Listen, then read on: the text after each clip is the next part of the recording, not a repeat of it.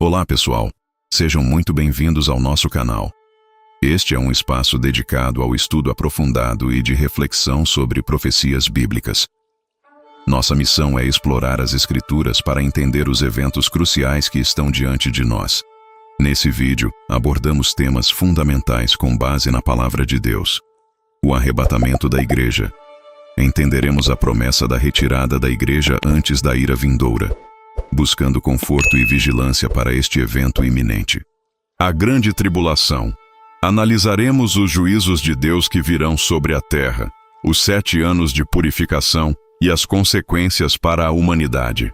Os 144.000 selados de Israel. Estudaremos este grupo específico de 12.000 de cada tribo de Israel, que serão selados por Deus para uma missão especial durante a tribulação. Nosso objetivo não é causar medo, mas sim despertar para a realidade profética e preparar os corações para a volta de Jesus Cristo. Junte-se a nós nesta jornada de estudo e edificação. Inscreva-se e ative o sininho para não perder nenhum conteúdo. Deixados para trás, alguns falam que será o arrebatamento dos cristãos. Na verdade, são os ímpios que serão levados. Essa é uma perspectiva fascinante e que gera debates calorosos em círculos teológicos. Embora a série de livros e filmes deixados para trás tenha popularizado a ideia de que os cristãos são levados e os descrentes ficam, muitos estudiosos argumentam que o texto bíblico sugere exatamente o oposto. Aqui está um resumo dessa interpretação inversa. O contexto de Noé e Ló. A principal base para esse argumento está em Mateus 24 e Lucas 17. Jesus compara sua vinda aos dias de Noé. Quem foi levado? No tempo de Noé, as águas vieram e levaram, destruíram os ímpios. Noé e sua família foram os que ficaram para repovoar a terra. A questão do local. Onde, Senhor? Em Lucas 17, 34, 37, após Jesus dizer que um será levado e o outro deixado, os discípulos perguntam especificamente: onde, Senhor? A resposta de Jesus é direta: onde estiver o corpo, ali se ajuntarão os abutres, ou águias. A interpretação. Se os levados estão onde os abutres se alimentam de cadáveres, isso indica que eles foram levados para o juízo, morte, e não para um encontro glorioso nas nuvens. A parábola do trigo e do joio. Em Mateus 13:30, Jesus dá instruções sobre a colheita final. Ajuntai primeiro o joio e atai-o em feixes para o queimar, mas o trigo recolhei-o no meu celeiro. Nesta parábola, os ímpios, o joio, são removidos primeiro da terra para o julgamento, enquanto os justos, o trigo, permanecem para herdar o campo, o reino. A tribulação será o que na vida das pessoas? Para quem estuda as profecias bíblicas, o período da tribulação não é apenas um intervalo de tempo, mas uma mudança radical na estrutura do mundo. A descrição bíblica, principalmente em Mateus 24, Apocalipse e Daniel, sugere que a vida das pessoas será impactada em 3 esferas principais: colapso ambiental e geopolítico. A Bíblia descreve eventos que hoje poderiam ser interpretados como catástrofes em escala global: desastres naturais, fortes terremotos, alterações climáticas severas e fenômenos astronômicos, como o Sol e a Lua escurecendo. Conflitos e escassez. O surgimento de guerras generalizadas que levam à fome. O cavalo preto do Apocalipse simboliza uma inflação tão alta que o salário de um dia inteiro de trabalho mal daria para comprar o alimento básico para uma pessoa. Controle social e econômico. A marca. Um dos pontos mais conhecidos sobre a vida nesse período é a implementação de um sistema de controle total pelo governo do Anticristo. Restrição comercial. Ninguém poderá comprar ou vender se não tiver a marca da besta na mão ou na testa. Fim da privacidade. Isso implica um sistema de vigilância global, onde a sobrevivência física dependerá da adesão a um sistema político e religioso específico. Perseguição religiosa e espiritual. Para as pessoas que decidirem seguir a fé cristã durante a tribulação, chamados de santos da tribulação, a vida será de extrema dificuldade. Escolha difícil. Elas enfrentarão a escolha entre negar sua fé para ter acesso ao sistema econômico ou manter a fé e enfrentar perseguição e morte. Grande engano. Jesus alertou em Mateus 24 que surgiriam falsos cristos e falsos profetas, realizando sinais tão impressionantes que, se possível fora, enganariam até os escolhidos. O resumo da experiência. Se fôssemos resumir como seria o cotidiano, seria um cenário de extrema polarização. De um lado, um mundo tentando manter a ordem através de uma ditadura global tecnológica e espiritual.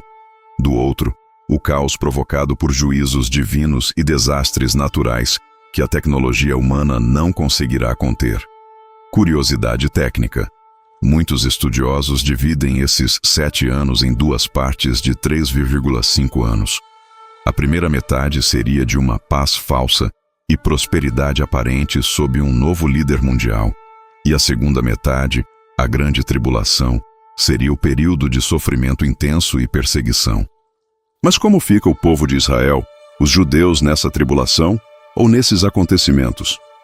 Esta é uma das partes mais importantes da escatologia, pois muitos estudiosos afirmam que o período de 7 anos da tribulação é focado especificamente no povo de Israel.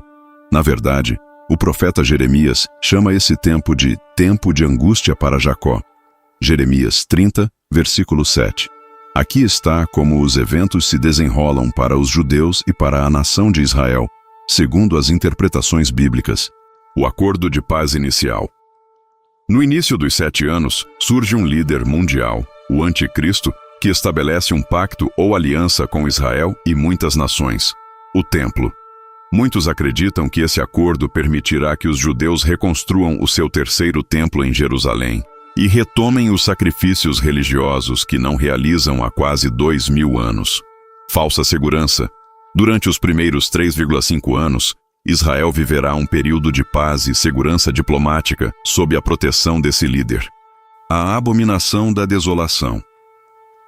No meio dos 7 anos, aos 3 e 5 anos, o cenário muda drasticamente. Jesus mencionou isso em Mateus 24:15, citando o profeta Daniel. O líder mundial rompe o pacto, entra no templo e exige ser adorado como Deus. Para os judeus, isso é o ápice da traição e da blasfêmia. A partir desse momento, começa a perseguição mais intensa da história contra o povo judeu. A fuga para o deserto. Jesus deu um aviso muito específico para os judeus que estivessem na Judéia naquele momento. Mateus 24:16-21. Ele disse para fugirem para os montes sem olhar para trás. Muitos estudiosos acreditam que uma parte do povo de Israel será protegida por Deus em um lugar isolado. Alguns sugerem a região de Petra, na Jordânia, durante os últimos 3,5 anos de caos. O reconhecimento de Jesus, o Messias. O ponto alto para o povo de Israel ocorre no final da tribulação. A Bíblia diz em Zacarias 12:10 que Deus derramará um espírito de súplica sobre os habitantes de Jerusalém. Eles olharão para aquele a quem traspassaram, Jesus, e chorarão amargamente.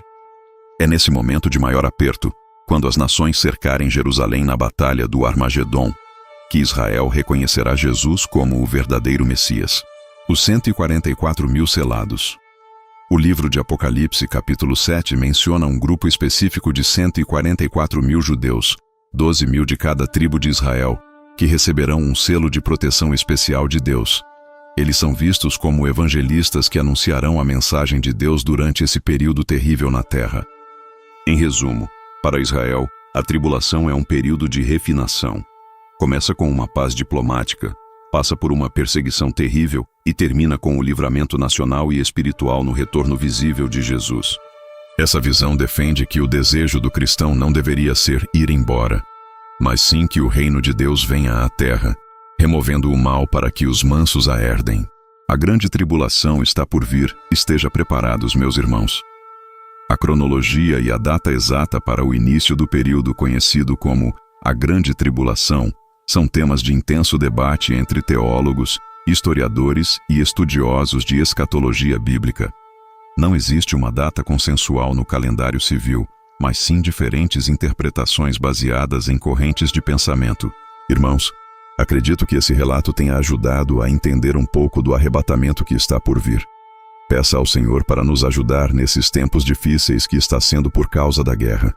Que o exército de Israel conquista seus objetivos, porque ninguém pode com o exército do Senhor. Fiquem com Deus e não esqueçam de compartilhar esse vídeo para alcançar mais pessoas. Shalom.